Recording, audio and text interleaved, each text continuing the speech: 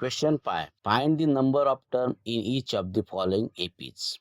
First, 7, 13, 19, dash 2, 205. And second, 18, 15, 10 and half, 13, dash 2, minus 47. First example answer, A is equal to 7, D is equal to difference second term 13 minus first term 7. An is equal to 205, N is equal to question mark.